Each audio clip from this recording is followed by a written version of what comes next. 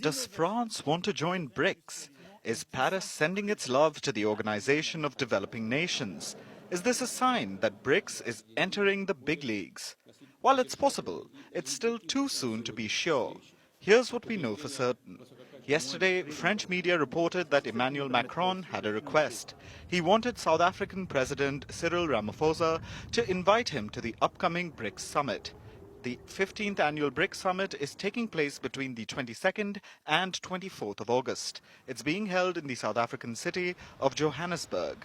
Leaders from the 5 BRICS nations, Brazil, Russia, India, China and South Africa, will be present. We're talking about presidents and prime ministers.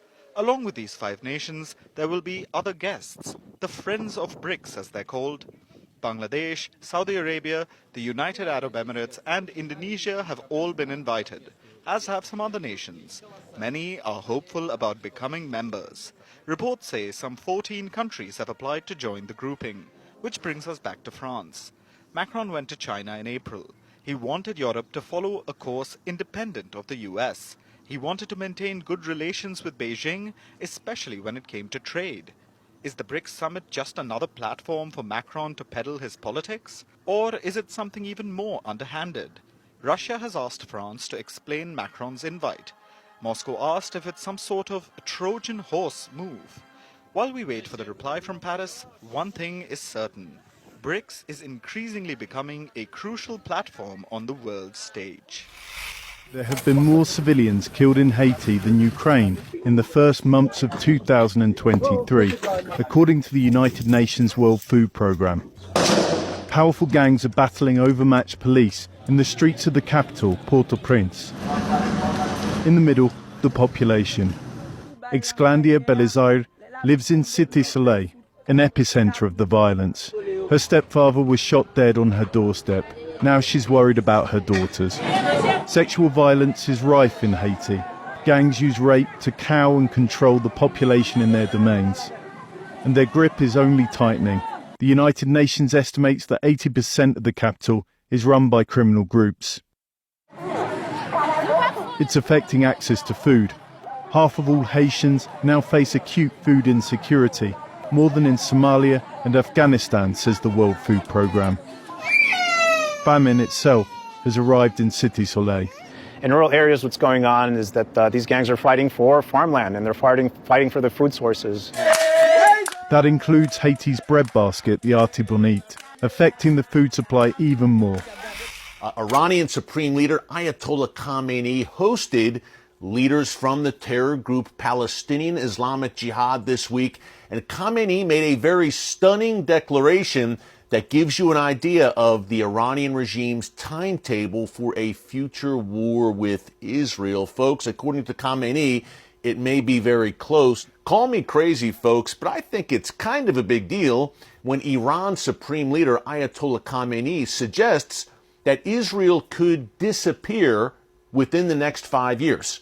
Now, Khamenei made these statements on Wednesday as leaders of the Palestinian Islamic Jihad terror group, obviously an Iranian proxy, visited Tehran to do what they portrayed as a victory lap after their 5-day conflict with Israel last month. What struck me were the comments Khamenei made during this meeting. He said that, look, Israel just this year is celebrating its 75th anniversary since it was miraculously reborn as a nation in 1948. Khamenei said, we think there's a very good chance that Israel may not see its 80th birthday, meaning Israel, in his view, could be gone within the next 5 years. And the reason he gave, folks, I thought was very telling. He pointed specifically at the internal discord and political upheaval in Israel, also to what he said were the hundreds of thousands of protesters in the streets in Israel these past few months, protesting against the current government and its plans for judicial reform. And Khamenei has gained confidence from that. And he is saying, look, Israel is tearing itself apart from within. And he is salivating at the thought of a divided Israel and Iran and its proxies taking advantage of that. South Korean and U.S. forces training together as part of the largest ever live-fire exercises in the two countries' history. Close to 2,500 troops took part in the war games on Thursday, which were held just 50 kilometers from South Korea's capital, Seoul. The drills are meant to celebrate over 70 years of relations between the two countries, and South Korea's president says exercises like these help better train and prepare his country's troops. Less than an hour after the drills concluded, neighboring North Korea fired 2 short-range missiles into the waters around Japan. The authoritarian nation condemned the U.S. and South Korean drills, saying they were, quote, rehearsal for an invasion. The drills come as countries in the region are growing more concerned about North Korea's weapons tests. Nearby countries are calling for greater security cooperation. 厳重に抗議をいたしました。引き続き情報収集、警戒監視に全力を挙げるとともに、日米韓で緊密に連携してまいります。The U.S. and its allies in the region are stepping up military exchanges, and joint exercises like these are happening almost every month.